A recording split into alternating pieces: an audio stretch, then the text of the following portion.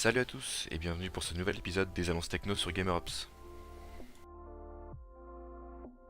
La première info du jour concerne Nokia et Microsoft. La firme de Redmond vient en effet d'intégrer les équipes de Nokia dans sa nouvelle branche baptisée Microsoft Mobile. Les prochains mobiles du constructeur seront donc brandés Microsoft, une bonne chose quand on sait que les Lumia représentent 90% des parts de marché Windows Phone.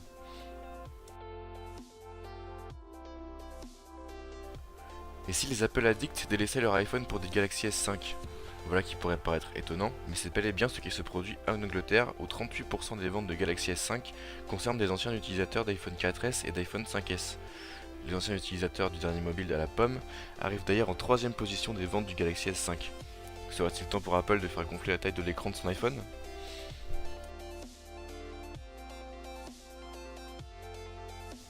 On parle maintenant jeux vidéo avec la prochaine mise à jour de la PlayStation 4. Il s'agit de la mise à jour 1.7 qui intégrera notamment la fonction Share Factory. Cette fonctionnalité vous permettra d'éditer les clips sauvegardés grâce à la fonction Share de la console avant de les envoyer sur les réseaux sociaux. Il sera aussi possible de télécharger en avance les jeux précommandés pour pouvoir en profiter dès leur lancement. Et puisqu'on parle de mise à jour, la Xbox One vient d'en accueillir une. La liste d'amis a été repensée et affiche maintenant les amis connectés et en jeu en priorité. De plus, les amis préférés de l'utilisateur afficheront une notification lors de leur connexion. La reconnaissance vocale de Kinect a aussi été améliorée, la console peut lire les Blu-ray en 50 Hz et les clips de jeux enregistrés seront de meilleure qualité. Aussi, un problème de grésillement dans le casque lorsqu'un micro était branché a été résolu. Toujours à propos de nos consoles favorites, sachez que Microsoft vient de passer les caps des 5 millions de Xbox One vendus, tandis que Sony revendique plus de 7 millions de ventes de la PS4, soit une avance de près de 40% pour la firme Nippon. Toutefois, cet écart pourrait s'amoindrir avec les sorties des prochaines exclusivités des deux constructeurs.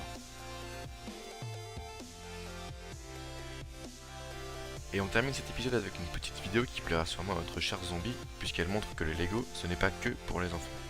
Cet homme a en effet construit un cheat pour le jeu mobile Jurassic Park en Lego Technics. Le robot effectue les actions essentielles en boucle et lui rapporte chaque nuit des millions de crédits. Pas très légal tout ça.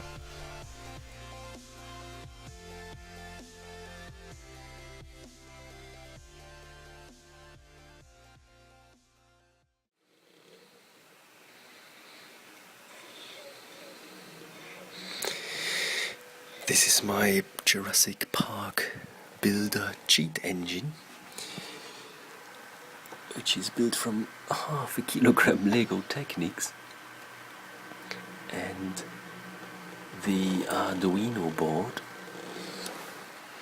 and a couple of jumper wires, the breadboard, and two stepper motors. This motor there controls the arm, obviously, goes up and down, and then this motor there controls the iPad movement. There it is. And this way, this little machine produces up to 150,000 pounds or whatever the money is in that game, and overnight, and it's quite fun to just wake up and have a lot of money to spend.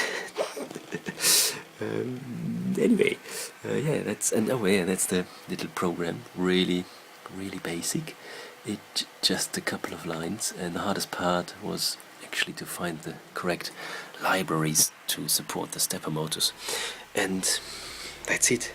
See you soon, guys. Bye bye.